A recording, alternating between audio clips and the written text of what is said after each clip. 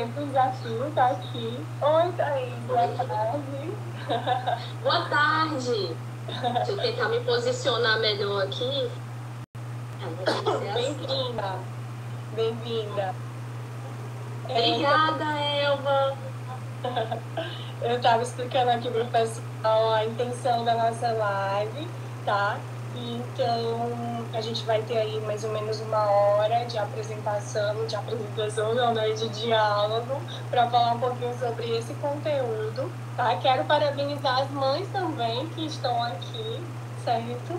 Parabéns por esse dia.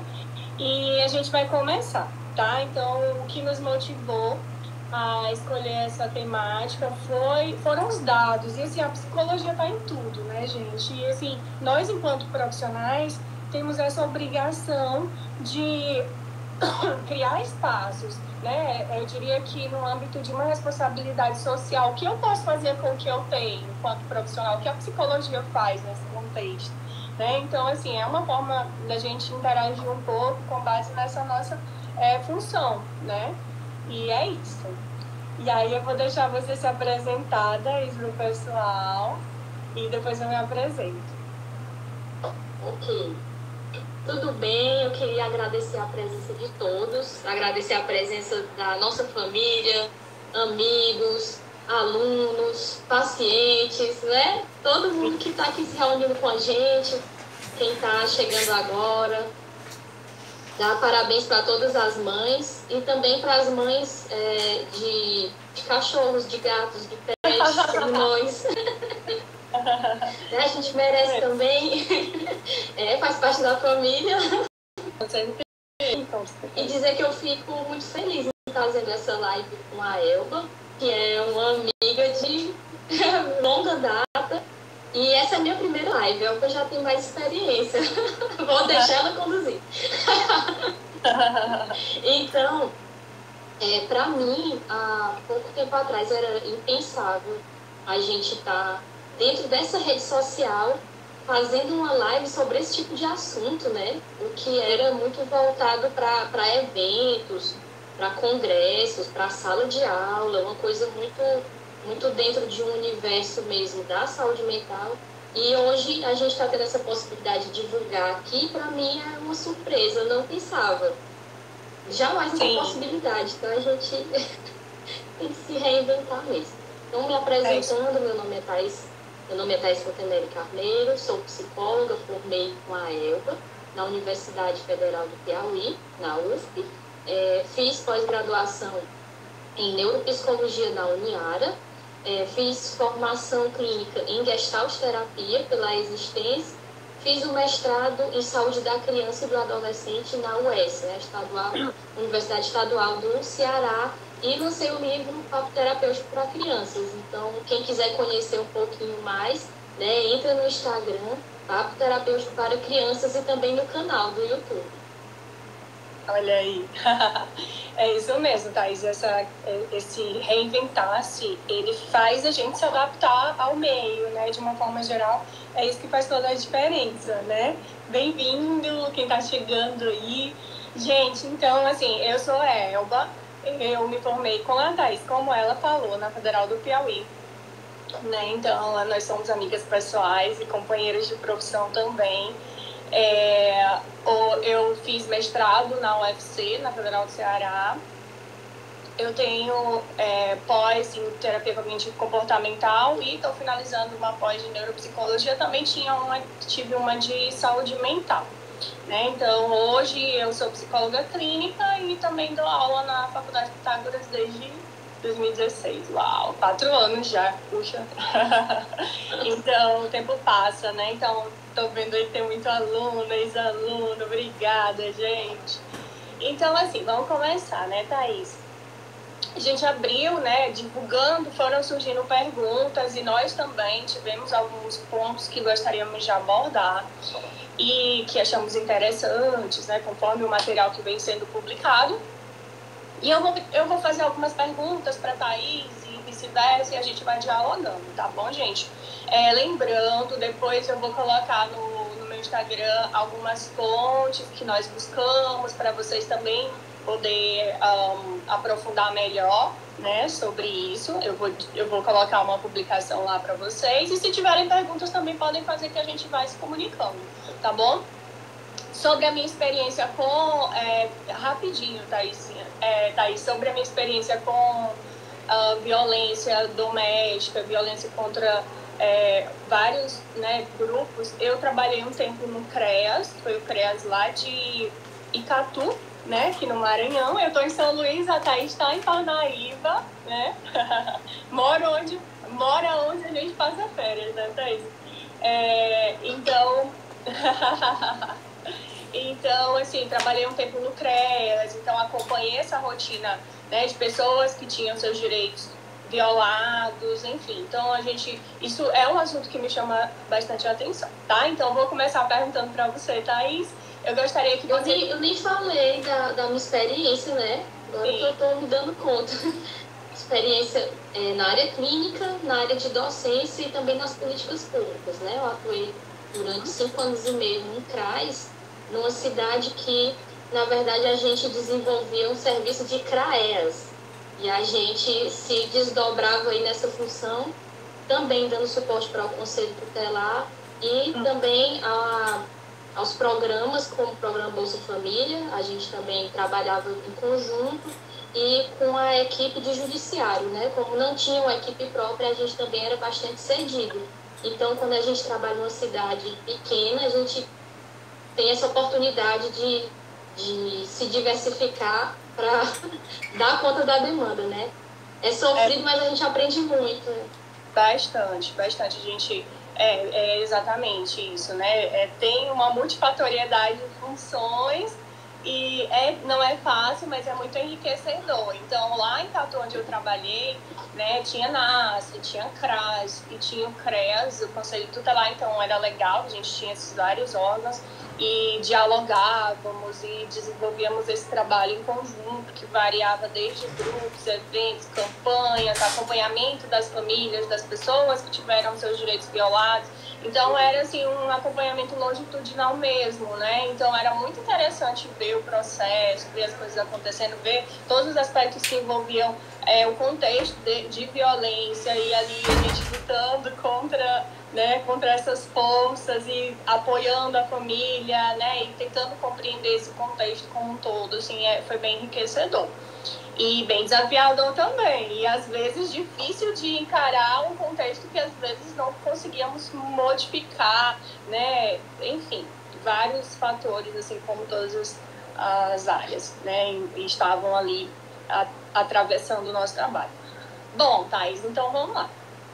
Eu gostaria que você diferenciasse pra gente, primeiro, o que qual a diferença entre a violência doméstica e a violência contra a mulher, para a gente poder dar esse start na nossa discussão.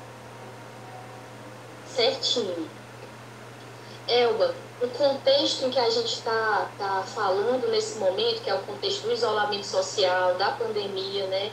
Ele já vai envolver essa família num contexto mais delicado, né? Se antes a família já estava muitas em vulnerabilidade, agora mais ainda.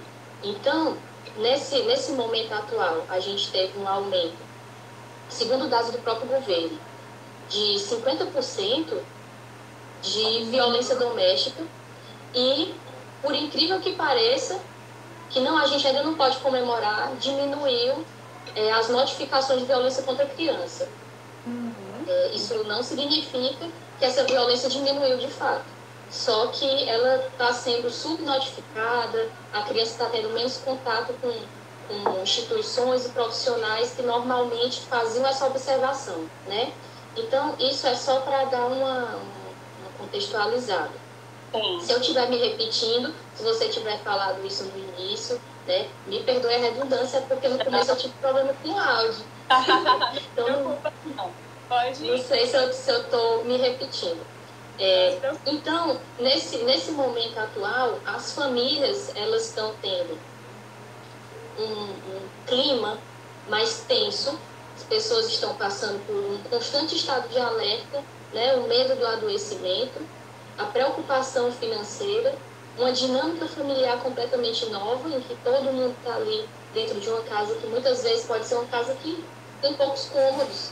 E aí fica difícil a pessoa ter um pouquinho mais de privacidade, de individualidade, né? Então, respondendo à tua pergunta, a unidade doméstica é um espaço de coabitação, convívio permanente. Então, quem está ali dentro não necessariamente tem um laço consanguíneo. A família pode ser composta, dentro desse contexto, de sogro, a sogra, o casal, filhos, primos, genro, nora, cunhados. Então, não necessariamente tem um laço consanguíneo. Então, quando acontece a violência domiciliar, pode ser uma violência não só contra a mulher, pode ser contra o idoso, pode ser contra a criança, pode ser contra um deficiente, né? Porém, a gente tem um número gigantesco dentro desse contexto de violência contra a mulher. E aí, no contexto de violência contra a mulher, o que é que fica caracterizado? Qual a diferença? Se ela já teve uma relação íntima, de afeto, com companheiro ou ex-companheiro, que coabitou o lar, conviveu junto ou não, e ele é violento contra ela, então isso daí já configura violência contra a mulher. E no nível maior dessa violência, que seria já o último nível, que seria a morte, seria o assassinato, nós temos o feminicídio. Então, o feminicídio, ele já não é caracterizado apenas pela mulher ter uma relação afetiva com a pessoa. É pelo simples fato dela ser mulher.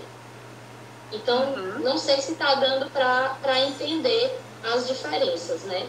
Então, pode acontecer um feminicídio dentro de casa, sim. Pode acontecer um feminicídio fora, em que não existe nenhum vínculo familiar, sim. Agora, a violência domiciliar que a gente está principalmente falando na live de hoje é o quê? A violência que acontece dentro de casa com quem está coabitando, convivendo junto. Que pode ser o idoso, a criança, o adolescente, o casal, todo mundo que está dentro da mesma casa, tendo ou não um laço consanguíneo. Sim, entendi. Legal. Eu posso dar um exemplo? Tenho que olhar aqui o relógio, senão eu vou falando e a gente enche de história. Aconteceu uma coisa muito triste no ano passado, que foi a morte do menino Juan, né, que foi no Distrito Federal. Essa morte foi uma das mais violentas que aconteceram no país recentemente contra criança. Então, ele foi assassinado pela mãe e pela companheira da mãe. A situação foi de que elas elas participavam de uma seita, né? Eu não sei dizer qual era essa doutrina, e que elas envolviam essa criança dentro dos rituais que faziam. Então, elas chegaram a cortar os órgãos genitais dessa criança. E, em última instância, elas espancaram, esquartejaram e decapitaram esse menino ainda vivo. Isso foi no ano passado. Em maio de 2019. Então, por que esse alerta? Porque é um caso de violência domiciliar e que hoje é o Dia das Mães, é o momento de celebrar, mas também é o momento da gente repensar que muitas vezes o profissional da psicologia, do serviço social ou do direito, quando ele vai fazer uma participação junto ao judiciário para poder ajudar a elucidar questões como mudança de guarda, com quem que a criança vai ficar. Normalmente o pessoal coloca uma lupa em cima do pai, do homem, né? É a grande preocupação de cara, por causa das estatísticas. Mas a gente também não pode deixar de observar o comportamento, né, da mãe. É muito importante, não só da mãe, mas de todas as pessoas que estão convivendo naquele lar. Porque, olha só, a madrasta dele teve uma participação e ela não era não tinha laços consanguíneos, né? Mas estava coabitando. Então, é uma situação que a gente precisa aprender a trabalhar, afinar o nosso olhar como profissional para que a gente evite, para que isso não se repita mais. né? É verdade, Thaís. Há uma tendência a se tomar conclusões a partir de estereótipos que muitas vezes são construídos com base em médias, né? Então, a maioria dos agressores são homens. Mas tá, e o que é que fica acima e abaixo, o que é que fica abaixo disso, né? Então, a gente tem que pensar, cabe a psicologia, ela também tem que concentrar atenção nessas especificidades, eu diria, naquilo que não é comum, né? Por quê? Porque isso também faz parte da prevenção, tá? É como no caso do abuso sexual. A gente tem a maioria homens, familiares, mas existem também abusos que são feitos por mulheres, né? E isso também impacta psicologicamente os envolvidos, né? As crianças, geralmente crianças, né? Então, realmente, nós temos que dar atenção a esse aspecto. As exceções, né? Elga, você pode trazer para a nossa discussão quais são os tipos de violência doméstica? Tá. Então, assim, quando a gente pensa em violência doméstica, eu penso que é importante a gente entender também o que é a violência em si, né, Thaís? Assim, entender que violência é o uso da força para a resolução de conflitos pessoais, tá? Então, o que acontece nesse contexto? Por que existe esse uso da força? Vai existir um desequilíbrio entre um poder, como um desequilíbrio de poder permanente ou momentâneo, e aí se estabelece uma relação de abuso, tá? Então, nesse tipo de conduta, o que vai acontecer? Vai se submeter, obrigar ou subordinar alguém em uma relação. E isso ocasiona dano, tá? Então, a violência doméstica, você já trouxe o contexto da violência doméstica, né?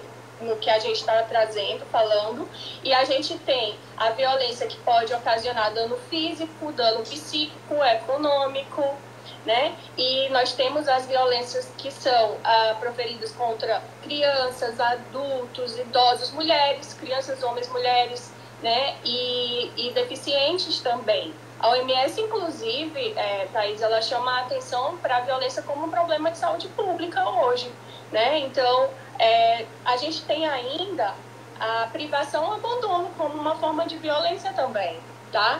E aí, gente, com todo esse isolamento, né, tem chamado muito a atenção os aumentos, em termos quantitativos, nos últimos tempos, nos últimos meses, né, eu diria 2 meses. E aí, o que acontece? Eu tenho um exemplo do Pernambuco, por exemplo, né, que foi registrado um aumento de 83% dos casos de violência contra idosos, tá? Desde os primeiros casos confirmados de Covid até o momento. Então, por exemplo, no caso dos idosos, a violência ela é sofrida em silêncio, porque existe a dependência, o afeto, a insegurança. O idoso muitas vezes é de fato mais frágil, tem seus complicadores de saúde, né? Então, é uma violência sofrida por dependência afetiva, porque existe insegurança, o medo de represálias. E, gente, uma coisa que chama muita atenção é a proximidade com o agressor. Porque, geralmente, a parte mais expressiva das denúncias de maus tratos, por exemplo, no caso dos idosos, são atribuídas aos familiares próximos, que são geralmente seus cuidadores, né? Então, ele já fica com aquele receio. Existe também uma cultura, existe também aspectos de...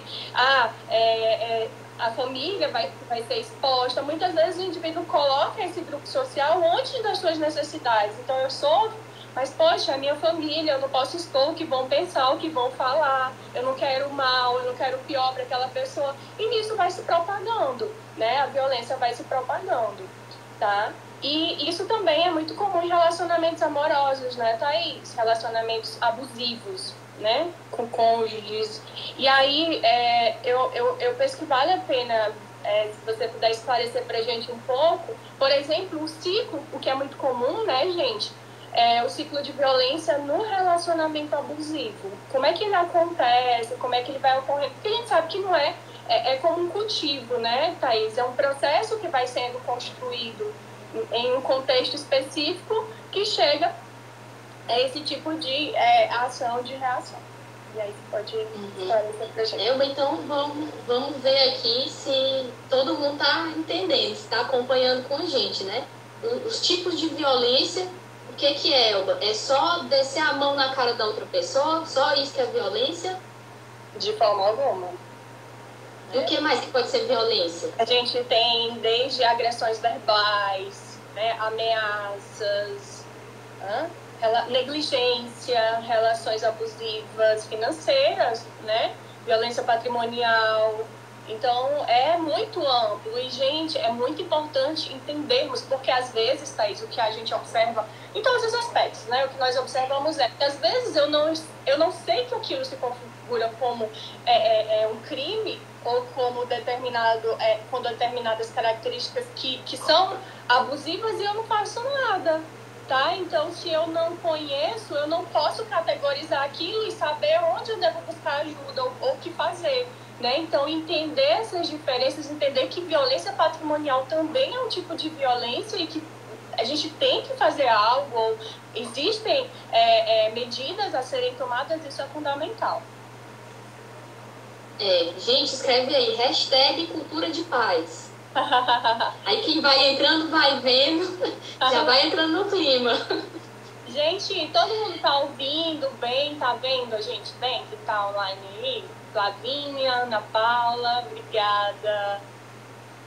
Família, amigos. Tá? Deem esse feedback pra gente. Então, falando sobre o ciclo da violência no relacionamento abusivo, vamos ter como um parâmetro aqui agora um casal, certo? O casal que está convivendo junto, morando na mesma casa, isolados nesse contexto aí de pandemia. Por que o casal foi coabitar? Porque houve um encantamento, certo? Primeira fase é você conquistar outra pessoa. Então, vamos imaginar aqui que o homem, ele conquista essa mulher, ele fala para ela tudo o que ela quer ouvir. Ele diz que ela é linda, a elogiar a aparência, diz que ela é inteligente, olha, elogia o desempenho dela, fala o quanto ela é diferente de todo mundo que ele já conheceu. E antes mesmo dela pensar em pedir alguma coisa, esse homem já chega com essa coisa para ela. Muitas vezes, na verdade, o que ele está trazendo são presentes e proporcionando situações que não necessariamente ela precisa, ela deseja, mas ele faz aquilo de uma forma tão envolvida que a mulher automaticamente acha: poxa, eu nem pensei, ele já fez, que maravilha. Tão diferente de outras pessoas que já passaram na minha vida, de outras pessoas que eu vi, amigas minhas se relacionando. Não, ele é maravilhoso. Então ele vai se tornando acima de toda e qualquer suspeita. Esse é o primeiro passo. O segundo vai ser o isolamento. O que acontece? Normalmente por meio do ciúme. Gente, vamos ter cuidado com os julgamentos, porque não é aquele ciúme escancarado da maneira mais violenta que começa. Ele começa da seguinte forma: você é tão linda, você tem um corpo tão bonito, será que dá certo você sair com essa saia? Porque os homens vão falar de você, vão chamar a sua atenção, vão querer olhar para você com outros olhos. Eu não vou estar para lhe defender, eu não vou conseguir conviver com isso. E aí a coisa vai evoluindo. Olha, aquelas suas amigas, elas já não fazem parte do seu mundo, elas são solteiras, você não é. Então elas podem levar você para lugares que não é adequado. Melhor a gente selecionar outras amigas, né, mais adequadas para esse momento de vida. Visitar a família. Mas por que você fica tão ligada à sua família? Deixa para ir lá quando eu for também. Né? E isso vai evoluindo. Muito sutil, muito sutil. Isso aí não é uma coisa que vai acontecer, gente, dentro de dias. É uma perspectiva de meses, muitas vezes de anos. Então, essa pessoa vai, aos poucos, isolando. Você vai ficando cada vez menos em contato com o mundo exterior. A um ponto da pessoa dizer: olha, eu estou ganhando o suficiente para sustentar a gente, né? Para que você trabalhar? Você não está sofrendo nesse seu emprego? Você gosta realmente? Não, eu vejo você chegar tão cansado e triste, você se sentindo desvalorizada. Acho que você merece uma coisa bem melhor. Vamos dar um tempo desse trabalho? Fique em casa, eu dou suporte para você. E até aí não tem muita coisa estranha, não. Algumas coisas, mas a mulher ainda está plena ali naquele relacionamento. Agora, o que acontece? Ele conquistou, ele isolou e ele agora vai quebrar as defesas dela. De que maneira? Ele começar a chegar chateado e fazer Tá? com que Deu ela uma, sinta. deu uma cortada na tua... Pronto. Me ouvindo? Agora sim? Vocês estão me ouvindo, Tá, gente? eu acredito. Posso continuar? Eu não sei se é só pra mim. Pode, Thaís, agora tá melhor. Certo. Então, o homem vai começar. Isso também pode acontecer com mulher, certo, gente? Eu estou dando esse exemplo que é o mais clássico. O homem vai começar a ser mais ríspido, a cobrar mais, a fazer com que essa mulher sinta que ele está chateado e é por causa dela. Então ele vai começar a dizer, poxa, mas eu chego aqui, você ainda não está arrumada, meu Deus, mas como é lerda. O quê? Você não resolveu isso daqui ainda? Começa paulatinamente a fazer críticas, a fazer com que psicologicamente ela se sinta com a autoestima lá embaixo. Ela vai começando a se sentir incapaz. Ela vai começando a se sentir desinteressante. Ele começa a ofender ela também fisicamente. Ah, quando a gente começou o relacionamento, você não era assim, olha aí como tá descuidada.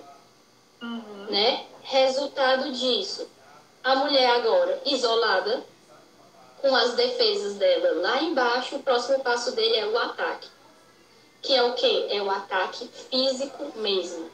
E aí começa com uma coisa como um puxão de cabelo, com um empurrão, e isso vai evoluindo. Então, eu queria exemplificar para vocês com o Gaslight. Gaslight foi uma peça de teatro que se tornou muito famosa na década de 40, o ano foi 1944, nos Estados Unidos, que ela mostrava a vida de um casal em que o homem, pouco a pouco, fazia a mulher duvidar dela mesma. Ele passava a dar certeza para ela que ela não sabia mais o que ela estava fazendo. Eram coisas como ela colocar um objeto num lugar, sem ela ver, ele tirava, colocava em outro, e ela chegava e dizia, ué, mas eu não botei isso aqui? Ele, não, meu amor, você tá bem? Você nunca pegou nesse objeto, nem vi isso acontecer. E ela fica, nossa, mas acho que realmente eu não estou bem não, né? Não lembro disso. Então, isso é um exemplo, mas existem vários formatos nessa peça, que ela até virou um filme, e ela está disponível no YouTube. Então, quem tiver curiosidade, assiste lá, Gaslight. E esse termo, ele pegou dentro da saúde mental, dentro da psicologia. Então, quando a gente diz que dentro de um relacionamento abusivo, a pessoa está tentando fazer com que a outra comece a duvidar de si, da sua própria sanidade mental, então é um processo que a gente chama de gaslight. Então, essa mulher, ela passa por esse processo de achar que esse companheiro não está sendo agradável. E ela começa a se perguntar, será que eu não estou exagerando? Será que não sou eu a culpada? Então, isso vai evoluindo para o ponto dela achar que ela está ficando louca mesmo. Então, isso aí é o gaslight. E aí, quando a gente chega numa próxima etapa mais grave, que seria o abuso físico, então, a próxima etapa é o rompimento do relacionamento. E quando essa mulher está tentando retomar a vida, ele faz a última fase, que é a reconciliação. Então, na reconciliação, ele fala tudo que ela quer ouvir e muito mais. Então, nesse momento, retoma o ciclo lá para o começo do encantamento e fica sempre nesse ciclo. Então, isso pode se repetir por anos e anos. É uma montanha-russa emocional muito grande. E ao passo que ela vai excluindo paulatinamente essa rede de apoio social, né, por insegurança do outro, ela também começa a não ter fontes para buscar ajuda, para alimentar seu bem-estar. Ele passa a ser uma das únicas fontes, tanto que envolve a parte positiva de dor e prazer, né, que a gente diria assim. Tanto é fonte de dor quanto de prazer, a mesma figura. Representa esses dois espectros né? E aí ela termina tendo poucos recursos, pouco instrumental, né? Por exemplo, a vida profissional, a vida de relacionamentos, a lazer, esporte, assim, na verdade vai tendo um estreitamento, né, desse rol de possibilidades daquilo que realmente mantém as pessoas estáveis. Então ela realmente vai ficando cada vez mais vulnerável, né? Você já ouviu aquela história de que a mulher é a salvadora do homem? Já sim. Muito. Tu consegue dar um exemplo pra gente agora? Sim. Por exemplo, né, fulano bebe, meu filho bebe tanto, ou vive no mundo, só chega de madrugada, tá tão desorganizado no trabalho. Se arrumasse uma mulher, né, uma mulher boa que pudesse ajudar ou consertar, colocasse ele na linha. Olha isso, gente. E acaba sendo um discurso tão naturalizado, né, que ninguém nem pensa muito. E a mulher incorpora e veste a camisa de eu sou a salvadora e vai, né? E se doa e se desgasta. Mas é função minha. Realmente é a mulher que conduz o relacionamento, quando não. Relacionamento é uma parceria, né? Um compartilhar de vidas que requer pensamentos, que requerem uma identificação com esse compartilhamento. Né? Então, eu costumo ouvir muito isso. E muito natural falar, né? Não questionar essas crenças, essas construções que se faz ao longo da história é muito perigoso, né, Thaís? Porque você naturaliza e você se sente obrigado a levar aquele fardo da responsabilidade, né, do conserto. Ninguém é responsável por consertar ninguém, gente. Todo mundo tem a responsabilidade com a sua vida. Né? Então, isso é muito perigoso e pior, naturalizado, né? Arraigado socialmente, culturalmente. E é difícil, né, mudar quando a gente, às vezes, não tem esse hábito, quando não temos esse hábito de pensar, de questionar o que já está estabelecido, tudo fica muito mais perigoso, né? É bem complicado mesmo. É um momento que a gente tem que refletir sobre o que é ser homem, né? O que é a masculinidade do homem hoje? Então, quando o homem conseguir se encontrar, né, naturalmente ele vai se encontrar dentro da família, dentro do trabalho, em todas as dinâmicas de uma outra maneira. Porque alguma coisa, né, está acontecendo que os homens não estão conseguindo se equilibrar, a maioria, né? A gente não vai dizer todos, mas a maioria tem passado por uma... se sentindo colocado à prova nos seus valores e tentando reafirmar os seus valores de uma maneira abusiva, né? De uma maneira tóxica. Exatamente. A Flávia está falando aqui do o patriarcado. Essa questão do patriarcado é muito explanado no O Poder do Macho, que é um livro da autora Safiot. Não sei se pronunciei certo, mas obrigada, tá, Flávia, pela sugestão. Sim, questionar esse patriarcado, né? Questionar a cultura em cada um dos lares, questionar o respeito, como é que isso está sendo instaurado. Isso é muito importante, né? Todos os papéis... Show, Flávia! Todos os papéis, eles são atribuídos, mas isso tem uma história por trás, né? Eu diria que a palavra que define tudo e que pode colocar tudo no seu lugar é respeito também, né, Thaís? Antes de tudo, né? Respeito e valores que fluem em um mesmo sentido, em uma mesma direção, né? Eu penso que é muito nesse sentido. Tem um documentário no Netflix que é muito legal. Se eu não me engano, o nome é Masculinidade Tóxica. Gente, se vocês souberem e confirmar se é esse mesmo nome, alguém assistiu, comenta, coloca aí nos comentários, que aí já fica visível para todo mundo. Elba, eu gostaria de saber como que funciona o funcionamento. É ótimo, deixa eu refazer a frase. Como que se dá o funcionamento cerebral do agressor? Tá, gente, que delicada, né, essa pergunta, porque nós propomos falar um pouco sobre neuropsicologia, né, e agressividade, violência doméstica. Então, entender que neuropsicologia é essa manifestação do comportamento a partir de um funcionamento cerebral. Então, entender como se dá o funcionamento cerebral que embasa o comportamento, né, é importante para a gente pensar. E aí eu vou polemizar um pouco isso aqui, tá? Então, assim,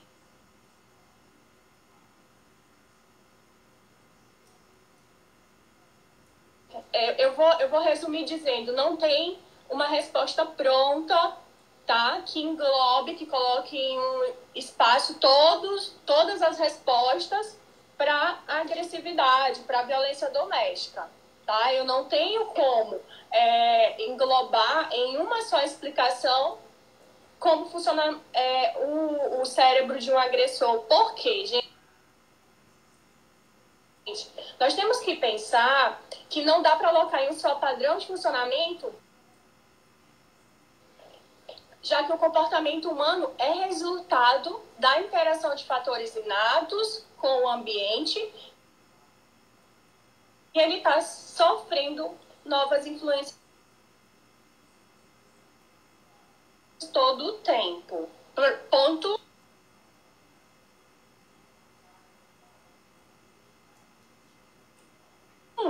Certo? Então, se a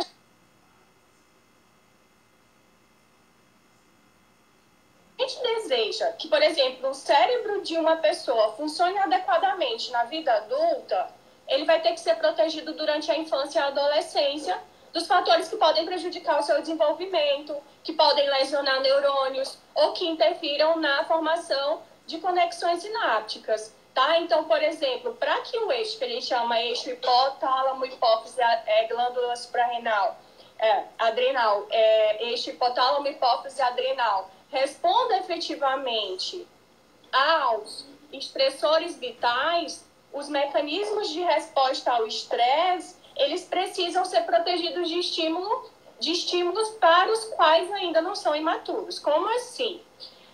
Imagina uma criança que cresceu num ambiente de agressividade, de violência. Como é que ela vai responder a essa violência lá na frente? Se ela vive, aquilo é rotina, é normal para ela, aquele é o mundo que ela vive, né? Então, quando ela cresce, ela vai entender que agir violentamente é adequado, né? Ou seja, eu estou falando dessa inter-relação, talvez, né, até abordando um pouco do ponto que você vai trazer para gente, mas, assim, entender que aquele agressor, ele tem uma história por trás de tudo isso.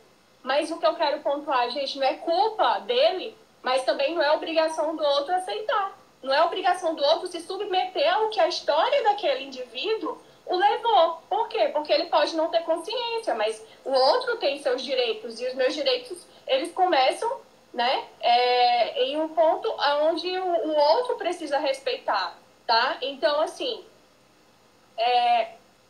eu vou colocar isso aqui, eu tô falando para vocês, é polêmico, né? Na verdade, a gente fica, mas tá falando da infância, tá falando que a gente tem que entender. Não, eu tô explicando que aquele funcionamento cerebral tem uma história, aquela forma de agir tem uma história. As habilidades que são colocadas em pauta diante de situações estressoras, diante de adversidades que implicam na manifestação dessa violência, tem uma história, tá?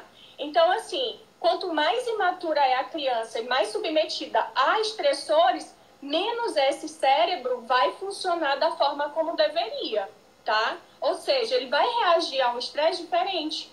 O agressor, ele não vai entender que aquilo, ou ele vai entender, mas para ele é normal, ele não vai ter uma resposta como uma pessoa que teve uma história mais adequada com suas necessidades emocionais, com um ambiente e um espaço adequado de desenvolvimento. Ou seja, é por isso que a gente tem violência intergeracional. Porque isso vai se propagando automaticamente. Não chegou nada ali para estabelecer uma cisão naquele ciclo, né, de desenvolvimento. As pessoas vão propagando um ciclo ao longo de gerações, né? E o pior de tudo, gente, normalizam, naturalizam isso, tá? Então, para a gente entender, desde a parte da gestação, os cuidados pré-natais já impactam no cérebro que está se desenvolvendo, certo? Então, vamos lá. Por exemplo, eu vou trazer para vocês um estudo, teve um estudo que a gente, fazendo aqui algumas buscas, a gente vai disponibilizar para vocês depois, eles demonstraram que crianças, por exemplo, que foram abusadas e negligenciadas apresentam um risco aumentado de serem presas por um crime violento quando adultas, certo? Então, crianças que tinham evidências documentadas de abuso já tinham o dobro de chances, tá? Então, as vivências infantis negativas, elas são prejudiciais tanto no nível neurofisiológico, para o funcionamento cerebral, também como em termos das identificações, da formação da personalidade desses indivíduos. Então, quando eu falo de agressor, eu falo que a gente tem aí personalidade, óbvio, tem temperamento também, mas tem um repertório de habilidades que foram aprendidos ao longo da vida, tá? Então, a gente tem que a conduta agressiva, ela é influenciada por vários fatores, ela é multifatorial. Então, eu tenho fatores biológicos complexos que funcionam de forma integrada, resultando na expressão desse comportamento agressivo impulsivo, tá? Então, eu vou ter desde uma criança que, por exemplo, um indivíduo que não aprendeu a ter controle sobre os seus impulsos, até alguém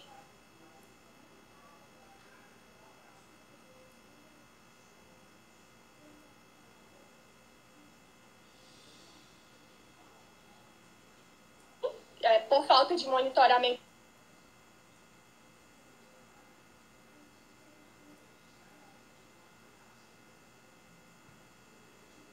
dos pais. Eu falo isso, inclusive, na minha dissertação, como a ausência de monitoramento leva as pessoas a não conseguirem desenvolver controle inibitório, né? Ou elas têm um controle inibitório baixo, que vai predispor elas a situações em que elas estão mais possivelmente dispostas a agir de maneira agressiva quando o seu sistema de alerta for ativado, que a gente chama da parte mais primitiva do cérebro.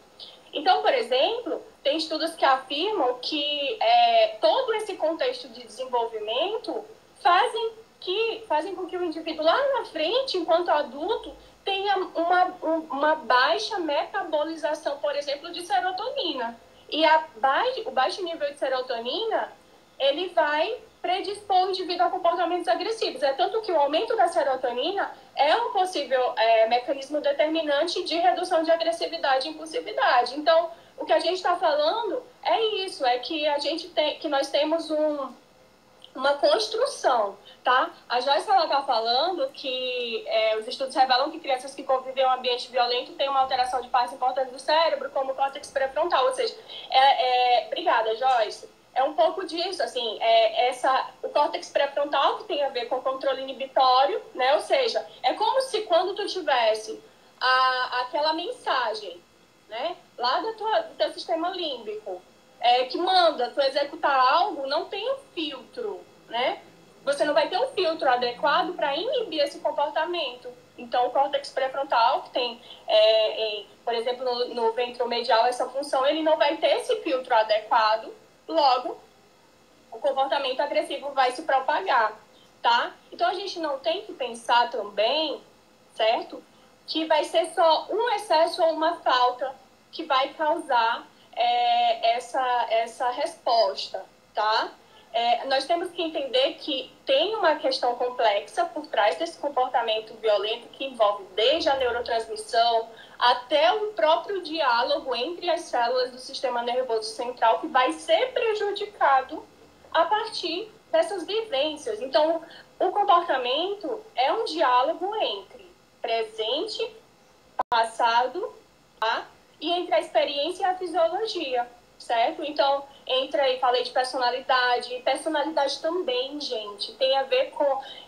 envolve esse ponto de vista biopsicossocial, em que nós temos fatores biológicos, inatos ou não, que retroalimentam com os estímulos ambientais. Então, gente, pontuando, e mais uma vez a importância, né, Thaís,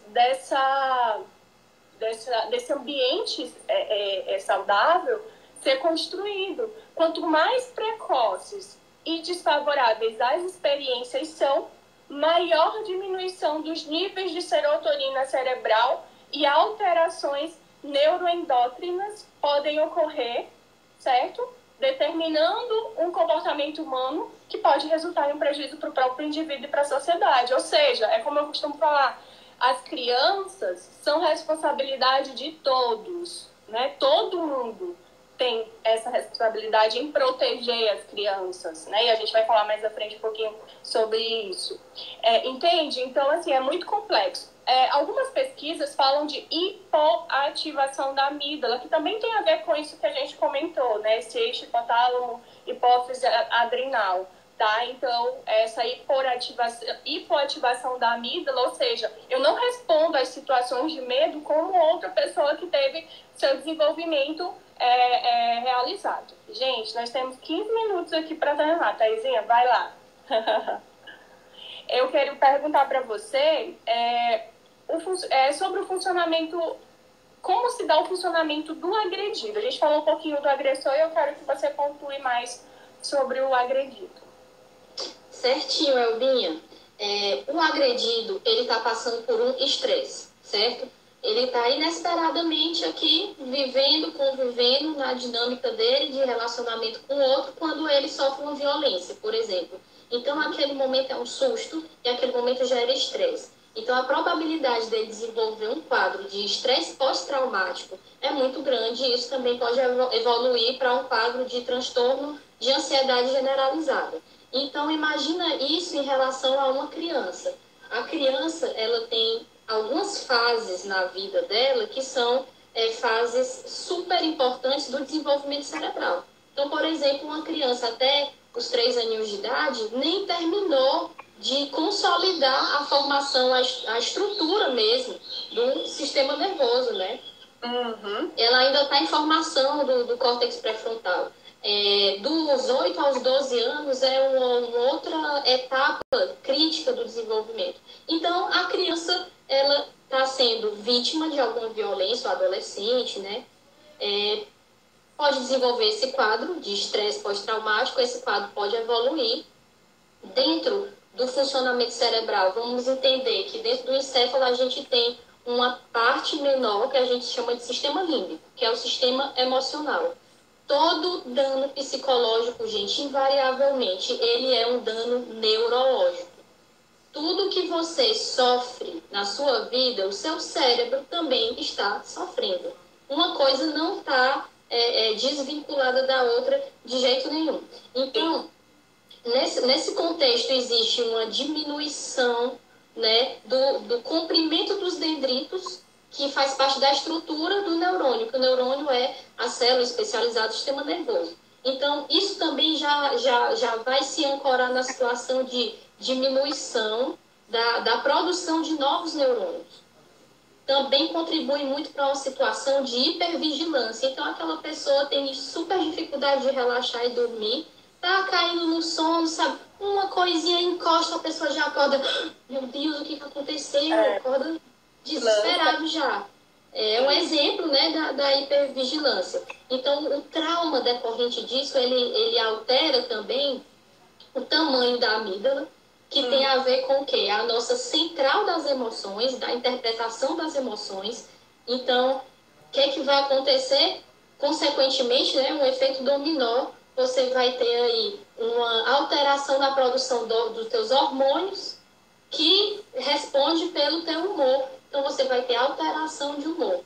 Dessa forma, você vai ter provavelmente um aumento do cortisol, que é o hormônio relacionado ao estresse. Eu queria só ilustrar para vocês também uma pesquisa que foi feita no ano passado no Instituto INSER, que é do Rio Grande do Sul. Ele fez uma pesquisa com 60 jovens entre 11 e 12 anos que foram submetidos a bullying, a alguma agressão física, alguma agressão sexual. E esse teste, esse estudo, tinha 2 grupos, né? Um grupo que sofreu violência e outro grupo que não.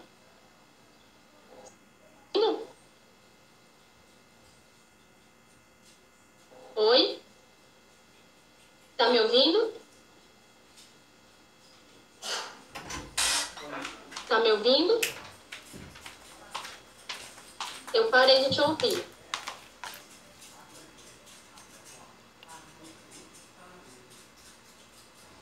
Oi. Tá me ouvindo direitinho? Eu não tô te ouvindo. Faz o seguinte, vamos encerrar a live e recomeçar, tanto pelo tempo, quanto pra gente tentar se ouvir melhor.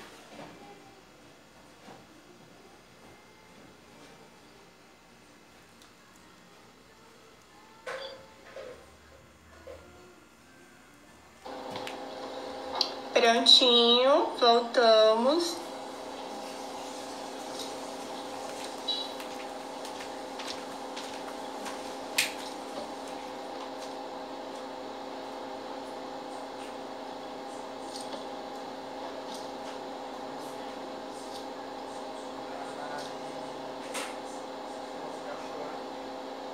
Deixa eu só ver se a Thaís volta, tá, gente? Pronto, enquanto ela não consegue se conectar novamente, eu vou trazer para vocês algumas informações sobre as consequências comportamentais para as crianças que vivem um lar violento, certo? Quando eu falei sobre o desenvolvimento do cérebro do agressor, como tudo isso se constitui, né? Eu já trouxe um pouco à tona sobre essa questão da criança, né, e o seu desenvolvimento, tá? Como o cérebro, a personalidade, né, elas vão sendo construídas com base nisso, certo? Então, nós temos que compreender que é uma construção. A criança, gente, ela precisa... tem determinantes, tem aspectos inatos, tá? Que... Deixa eu só aceitar rapidinho aqui a Thaís. Pronto. Oi, voltamos. Ai, deu certo. Que bom. Eu estava falando aqui para eles um pouquinho sobre já sobre essa questão das consequências comportamentais para a criança, para a gente, né, tava preocupada com o teu retorno. Pronto, certo. Aí você pode concluir, depois eu trago mais para vocês. Tá, pronto. Então, gente, a pesquisa que foi feita no Instituto INSER, no Rio Grande do Sul, pegaram um grupo de 60 meninos e meninas de 11, 12 anos, dividiram em 2 grupos, quem tinha passado por algum tipo de violência de bullying, violência sexual, violência física, e o outro grupo que não tinha passado por esse tipo de experiência. E então, eles foram submetidos a um exame de ressonância. Eles tinham que observar imagens, fotos do olho aqui de homens e mulheres fazendo diferentes expressões. E eles tinham que identificar que tipo de expressão eles estavam fazendo. E nessa atividade, eles estavam passando pela ressonância, que comprovou que aqueles que tinham passado por agressão, eles tinham uma diminuição de atividade no hemisfério direito do cérebro. E também eles fizeram um teste com o fio de cabelo deles e eles comprovaram que eles tiveram todos um aumento no nível de cortisol. Então, isso mostra a realidade, né? Nossa, é uma pesquisa brasileira, isso daí seria excelente ser replicado em outros ambientes, né? E a gente começa a tomar dimensão, né? Que não é algo que você pede desculpas e está resolvido. O dano emocional, ele se estende, né? Ele repercute num dano cerebral.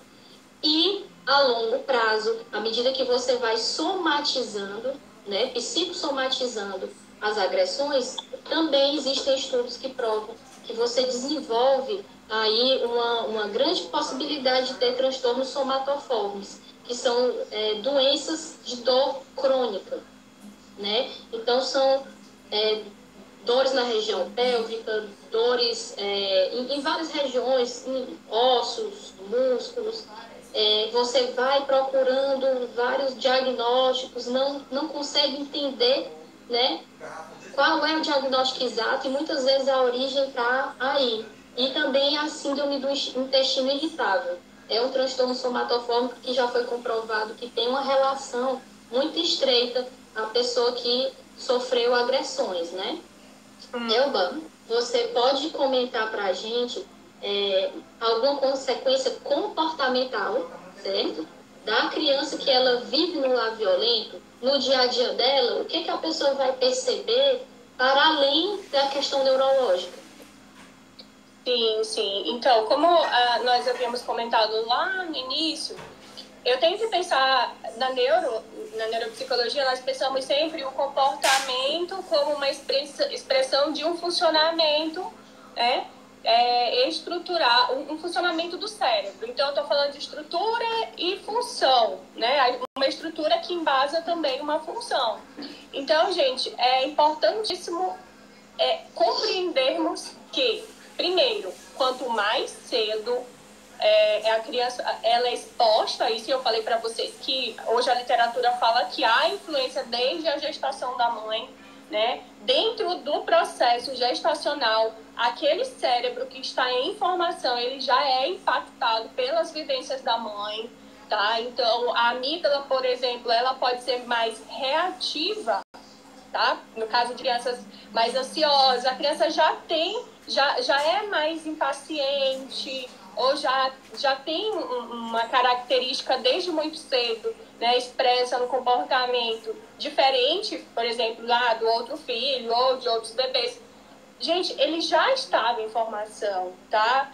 Entra aí uma série de aspectos, né? Óbvio que a gente não é da área, mas desde a alimentação, mas também toda essa estimulação que ela tem contato durante a gestação já está impactando, tá? Imagina, tem crianças que já nasceram com a mãe tendo sofrido agressões do parceiro, isso é muito comum, né? E é difícil, gente, pensar em uma criança que tem todo um desenvolvimento, né, atravessado por essas adversidades, que lá na frente vai se tornar um adulto sem nenhuma implicação, né? Então, assim, comportamentalmente na criança, teve alguns aspectos que você já trouxe, a hipervigilância, o medo, né? Crianças que estão sempre sobressaltadas, né? Respondem com uma intensidade muito maior a circunstâncias que outras crianças não. Ou seja, gente, existem, como eu estava falando para vocês, necessidades emocionais básicas que precisam ser satisfeitas para que as crianças tenham um desenvolvimento saudável. Então, se elas não são protegidas, não se desenvolvem em um espaço seguro, que são dois aspectos dessas necessidades emocionais fundamentais, ela vai ter feridas emocionais. E mais, não só que ela vai levar para a fase adulta, mas que já vão ser manifestadas ali na infância. Ela não vai ser uma criança que vai ter tanta facilidade, por exemplo, em interagir. Isso é variável, né, Thaís? Porque isso vai depender do suporte. Por exemplo, uma criança que vive em um ambiente violento, mas tem redes de apoio, redes de proteção, apoios familiares. Às vezes tem os amiguinhos, a casa de uma mãe, de um amigo que acolhe, que ela se sente, né, sente como se fosse o segundo lar. Tudo isso conta muito para que aquela expressão comportamental tenha variação e para como aquilo vai impactar no funcionamento do cérebro e para aquele adulto que está em desenvolvimento, aquele indivíduo que está em desenvolvimento, né? Então, dependendo da... Oi. Será que essa criança vai se sair sempre bem na escola? Pronto, esse é um aspecto muito importante. Imagina que o nosso cérebro ele foi desenvolvido evolutivamente em camadas, né? E eu tenho uma parte do alerta que tem a ver com o sistema límbico e também com uma parte mais primitiva que a gente chama de cérebro reptiliano, né? É uma parte responsável pelo sistema de luta e fuga. Então, gente, se essa parte mais interna, mais profunda, ela não está tendo estabilidade, tampouco as regiões responsáveis pelo aprendizado irão funcionar. Então, imagina que o indivíduo está todo o tempo naquele contexto que implica perigo. Como é que ele vai ter espaço nesse cérebro, nesse córtex, nesse sistema de armazenamento para aprender conteúdos que exigem atenção, que exigem calma para haver um raciocínio mais apurado, para interagir na escola, Como, gente? É incompatível, sabe? Né, Thaís? Então, prejudica diretamente esse aprendizado, sim, porque vai estar impactando na memória, vai estar impactando na atenção. Tem uma série de fatores envolvidos aí. É aquele menino voado, né? Que chama? Elba, já pensou se essa criança vai mal na escola e chegar em casa ainda vai apanhar por causa disso? Imagina, gente, o impacto disso. Né? Então, assim, quando a gente vai para o nosso trabalho clínico, ou sei lá, em qualquer contexto, é preciso ter esse olhar, né? O que está por trás de tudo isso? Aquela expressão de comportamento na escola, alguém que está tendo dificuldades pode dizer várias coisas, desde um problema do neurodesenvolvimento ou outros relacionados até um contexto mais delicado em casa, até um contexto mais adverso, né? Que está prejudicando toda essa sedimentação, toda essa abstração, né? Então a gente tem, imagina, um ambiente instável. Oi, Michele, será que todos esses aspectos vão ser considerados? Será que essa criança está tendo atenção, está tendo incentivo para o estudo? E olha quanta responsabilidade, né? Essa cobrança, essa punição termina sendo mais violência para ela. E aí, gente? Olha só como isso é prejudicial e como isso vai se ampliando, né? Então, assim, falando sobre essas feridas emocionais, né, trazendo um pouco da terapia do esquema, nós temos que pensar que, dependendo da intervenção que ocorrer, dependendo dos fatores de proteção, ela pode ter essa propagação até a fase adulta, tá? Por exemplo, pessoas com dificuldade de confiar, né? Imagina, se nós nos constituímos através do outro, através do olhar do outro, né? Como é que essa pessoa vai desenvolver relacionamentos saudáveis? E aí entra essa outra parte que você falou também, né, Thaís? Do relacionamento abusivo. Enfim, aí a gente já linka com vários outros aspectos, tá? Então, gente, outra coisa a criança ela também está desenvolvendo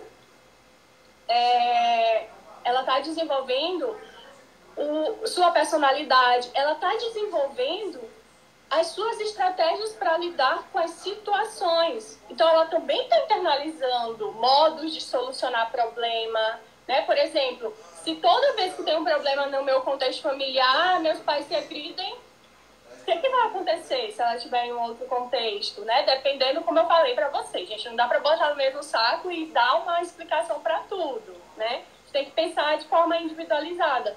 Mas, assim, pode ser um fator de risco para o desenvolvimento de comportamentos violentos. Assim, uma família com um repertório muito baixo de habilidades sociais, de comunicação, né? Entra em uma série de fatores, tá? Então, é realmente muito complexo a expressão desses comportamentos, né? A Flávia está falando que na escola, né, as crianças, a Flávia trabalha em escola, né, mudanças comportamentais cognitivas. Então, existe um desenvolvimento, por exemplo, né, no caso de professores e pais, para ficarem atentos, porque é importante compreender, é importante ter uma base para entender quando está havendo a diferenciação, por exemplo, nas mudanças comportamentais e cognitivas. Então, a criança estava aqui, de repente teve uma mudança brusca, ou alguma expressão outra, né? Essa criança, por exemplo, que não dorme bem, ela já não vai render tão bem na escola,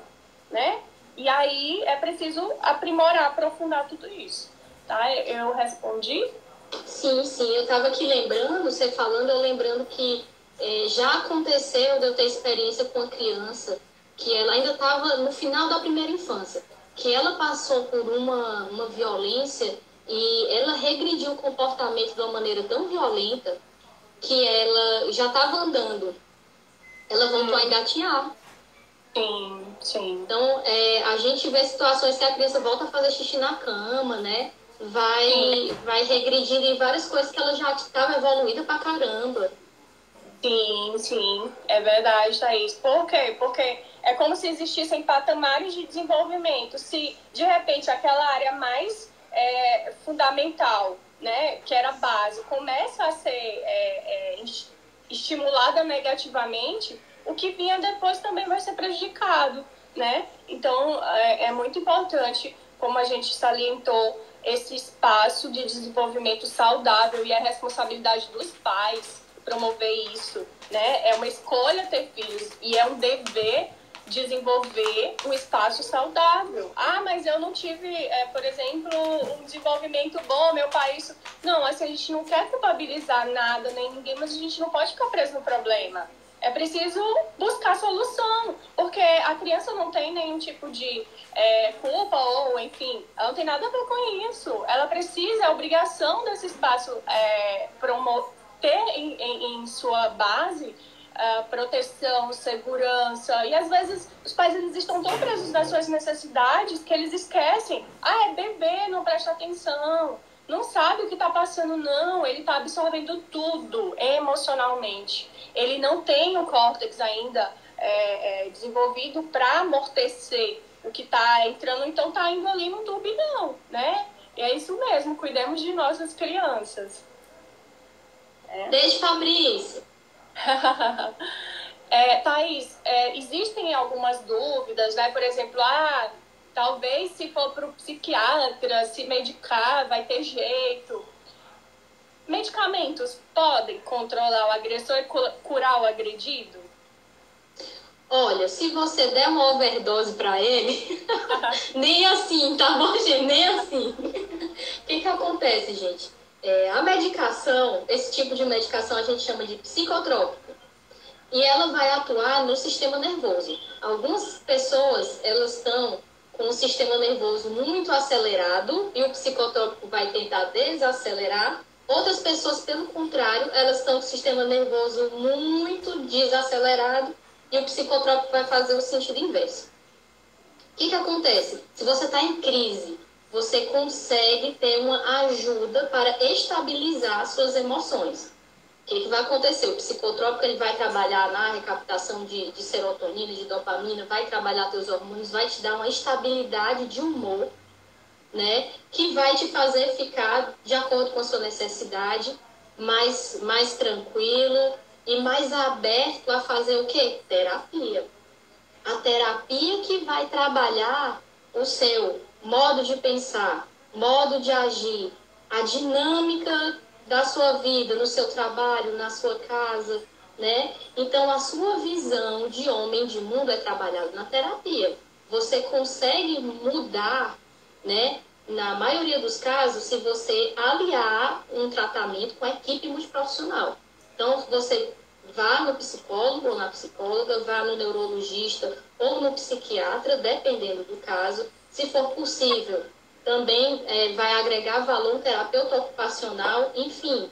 Cada caso é um caso, até a alimentação, gente. Até nutricionista hoje está se estreitando os laços, né, com a psicologia e dando recomendações riquíssimas, né, de alimentação que pode ajudar a inibir ou acelerar o sistema nervoso. Então, você não acredite, certo? Se você estiver numa situação ou alguém próximo, né, algum paciente, cliente seu, estiver passando uma situação de violência, e aí tá naquela fase que a gente já conversou do ciclo do relacionamento, né, abusivo, que a pessoa pede perdão, que a pessoa quer reconquistar. E a proposta é, olha, eu vou tomar um calmante, eu tomo um calmante por você, meu amor.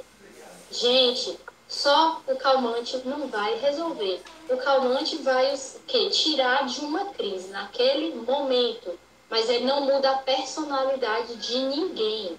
Personalidade foi uma estruturação ao longo da vida. Quando você toma um calmante, você pode até ter um ímpeto de resolver a coisa de uma maneira mais agressiva, desacelerado. Mas isso aí não vai fazer você repensar, entender, pedir perdão e não repetir mais. Não, não. Então, assim, a gente estaria se iludindo, né, e estaria enganando se a gente disser faça um tratamento com psicotrópico que tudo isso vai mudar. Não, o psicotrópico vai tirar da crise e lhe dar condições de mudar. Aí sim. Tá respondido? Tá sim, Thaís. É isso mesmo. Assim, às vezes a gente tem uma compreensão estreita, né, do que a medicação, de como a medicação funciona. Muitas vezes, por exemplo, na psicoterapia, nós não conseguimos bons resultados se o paciente não estiver com a medicação, de uma forma geral. Por exemplo, o agredido ou a pessoa que saiu de um relacionamento abusivo, né? A gente não consegue porque fisiologicamente ela está muito alterada. Nós precisamos dessa força, desse auxílio medicamentoso para ter uma estabilidade e podermos trabalhar de forma mais efetiva, né? Então, entender que a medicação é a base, mas o que vem depois é o que vai fazer uma mudança estrutural mais concreta, né? Nós vamos ampliar o repertório de habilidades desse indivíduo, nós vamos tentar trazer um pouco mais de consciência psicológica, fazendo entender as relações de causa e consequência do meio. É muito mais profundo. Então, assim, eu estou me sentindo bem, eu não vou mais, né? Não, lá na frente isso vai vir novamente, porque o problema está lá. Exceto se você encontrar um espaço que te ajude nesse crescimento. Mas, assim, óbvio, o profissional é sempre a indicação mais adequada. Bia, e como que pode mediar essa situação de estar em casa, certo? Isolamento social, pandemia, tá em casa com uma pessoa que está muito agressiva. E aí, como a gente pode mediar, como que a gente pode buscar ajuda? Thaís, e é interessante porque, assim, nesse contexto de pandemia, as coisas se tornam muito mais delicadas. Por quê? Porque as pessoas, por exemplo, primeiro, existe um medo de sair para buscar ajuda com medo de se contaminar, né? Olha só como isso é delicado, né? Então, assim, tem publicações, tem cartilhas, tem até artigos já publicados que falam um pouco disso, o quanto isso dificultou o acesso, tá? Mas, assim, é aquilo que você falou lá no começo, é reinventar-se. A gente tem que buscar a solução, não dá para ficar preso no problema, não dá para ficar em sofrimento e pronto, eu não tenho nada a fazer, sempre tem uma solução, né? Boa, uma solução que vai te fazer bem, tá? Então, entender isso é o primeiro passo, certo? Entender que a gente tem uma rede de apoio, tá? Tanto oferecida pelo governo quanto e nas próprias cidades, iniciativa de profissionais, né, Thaís? Mas assim, eu vou responder essa pergunta considerando 3 momentos distintos, tá? Antes, considerando um cenário predisposto a isso, eu já sei que aquela pessoa pode reagir de determinada forma. Durante, que é diante do evento, e depois.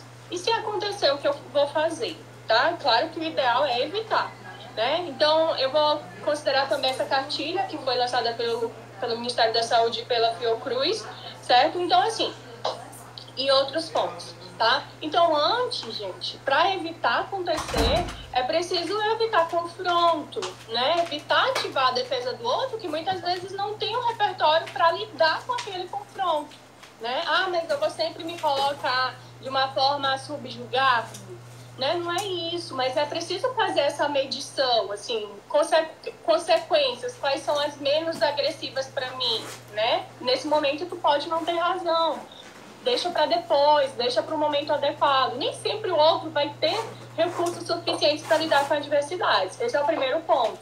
Teve um artigo... É aquela história, né? Você não vai tocar tambor para doido dançar. Esse ditado popular é engraçado. Você tá vendo a pessoa estressado, agressivo, partindo para cima de você, se saia. Sim, exato. É evitar mesmo. Teve um artigo, Thaís, que foi publicado pela Revista Brasileira de Epidemiologia mês passado, que discutiu exatamente isso, que está havendo a coexistência forçada do estresse econômico e de temores sobre o coronavírus. Ou seja, são novos pontos de tensionamento, além da diminuição do acesso às redes socioafetivas, pessoalmente falando, né? A gente tem que buscar outros recursos, né? Está tendo a diminuição do acesso a tratamentos de saúde mental por conta desse risco, certo? Então, assim, no Brasil, de acordo com a Ouvidoria Nacional dos Direitos Humanos, do Ministério da Mulher, da Família e dos Direitos Humanos, entre os dias 1 e 25 de março, que foi o mês da mulher, né? Paradoxalmente, houve um crescimento de 18% do número de denúncias registradas pelos serviços Disque 100 e pelo Ligue 180, tá? Gente, olha que absurdo isso. Só pra gente pensar, falando um pouco também sobre essa questão de homicídios e que envolvem mulheres, dos 3.739 casos em 2019, 1.314, ou seja, mais de um terço, foram categorizados como feminicídios, tá? Então, assim, base de tudo, evitar, né? Evitar situações que venham a ativar isso no outro, mas também, gente, já ter, tá? Recrutados pontos de apoio, ter um rol ali que possa te auxiliar a buscar ajuda nessas situações, nesse contexto. Não deixa para buscar, descobrir o que fazer diante do que acontece, né? É necessário se preparar no sentido de ter aquela prevenção, né? Sempre ocorrendo, tá? Não poupa esforços para isso, tá? A gente precisa primeiro se proteger as crianças, proteger as pessoas mais vulneráveis, idosos, deficientes e por aí vai, né?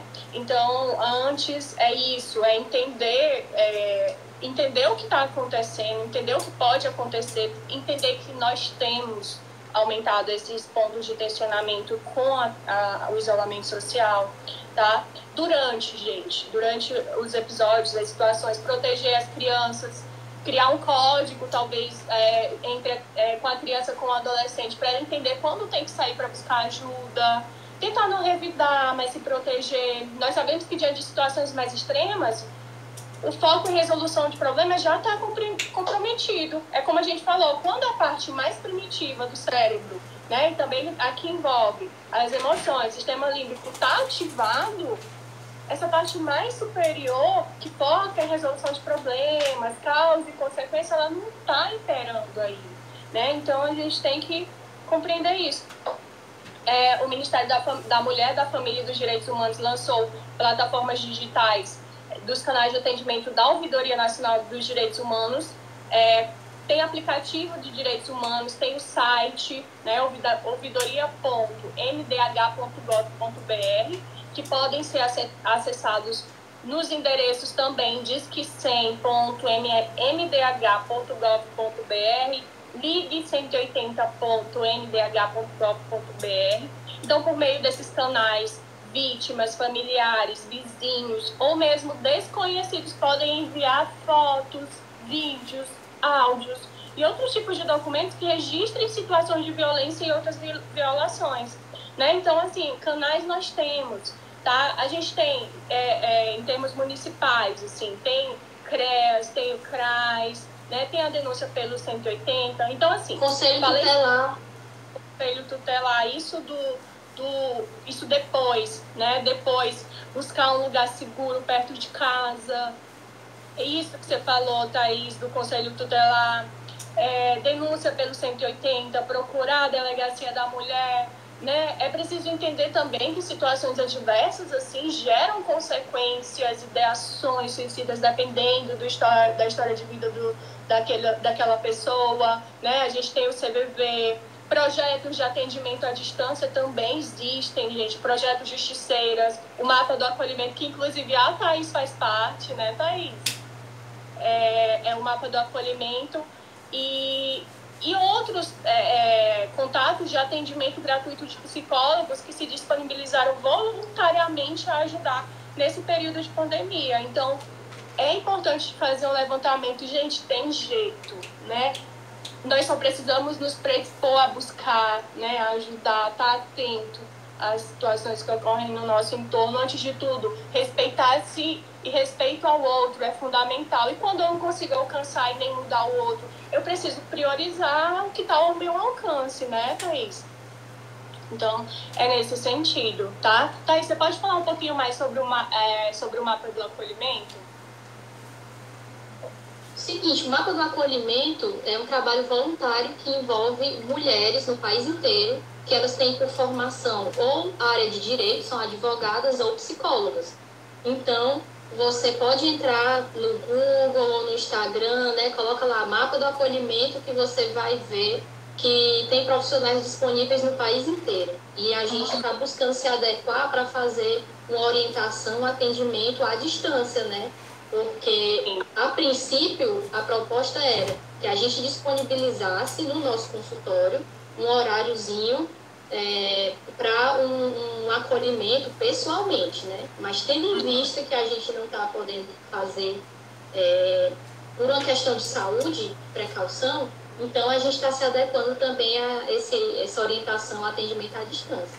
O importante, gente, é perceber o seguinte: você está isolado numa situação de risco.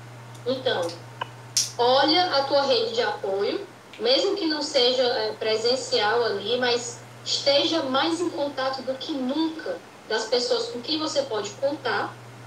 Primeira coisa, busque não ficar sozinha com essa pessoa, certo? Busque estar sempre naquele ambiente ali em que estejam outras pessoas. Tenta dividir um pouco as tarefas de casa para não sobrecarregar ninguém. Muitas vezes a tarefa de casa também ajuda a suar um pouco e desestressar um pouco. É a laboterapia, né?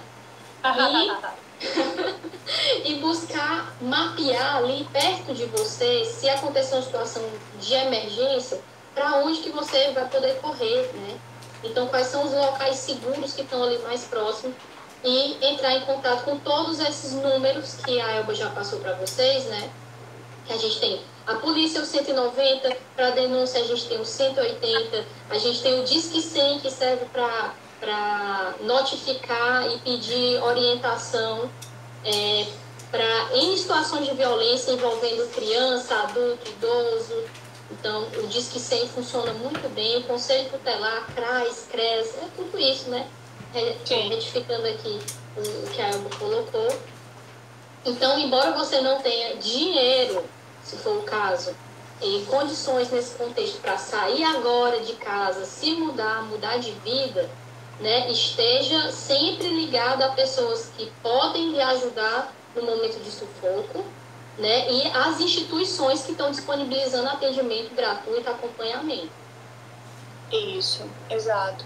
Eu coloquei nos destaques alguns profissionais com números específicos para esse apoio, né, para encontrar esse apoio. Então, fazer esse levantamento é ponto de partida, né, gente? Lembrando que não é só dentro da nossa casa, nem não se restringe a isso. Você também tem esse papel social, né, de auxiliar, tem vizinhos, enfim, estar atento, né, para dar a sua contribuição de alguma maneira, óbvio, sempre se preservando. né? Tem uma pergunta aqui, né? Seria possível fazer atendimento online com crianças vítimas de violência? Bom, gente, ideal, a gente sabe que seria pessoalmente, até porque a gente precisa estabelecer um rapport, uma boa relação com aquela criança, né? Conseguir desenvolver aí um vínculo de confiança. Mas desassistir da criança não vai ficar não, tá? Embora estejamos passando por essa situação e essas dificuldades, todos os profissionais da área de saúde mental estão tentando se adequar à orientação e atendimento à distância. Claro que, dependendo da idade da criança, a gente vai precisar ter um suporte de um responsável, né, que esteja ali também ajudando a mediar. Mas a criança não vai ficar desassistida, não. Em relação à neuropsicologia, a gente tem alguns tipos de avaliação que, sim, é possível fazer online, né? Alguns outros ainda não. Então, é uma fase de adequação. Exatamente, Thaís. E assim, o CFP, ele pede, né, ele estabelece como regra o atendimento online, mas abre-se exceção a casos emergenciais, né? É óbvio que o acompanhamento da criança tem que ter um responsável, tem todos esses trâmites éticos, né? Mas sim, é possível fazer atendimento online também, mas existe todo um parâmetro ético para que isso ocorra, certo? De autorização, de um contrato terapêutico, tem uma série de coisas. Claro que tem crianças que não se adequam, não gostam, né, não conseguem manter a atenção, também vai pela etapa do desenvolvimento e isso também contribui bastante. Enfim, cada caso tem sua peculiaridade, né, e sempre a resposta vai vir do problema, a resposta vai vir da situação, né, do contexto específico em que ocorre, né? Então, dado o avançado da hora, né? Acho que a gente vai encerrando a live. O que você acha, Elba? A gente fica aqui até de noite? Não, né? Por mim, tudo bem.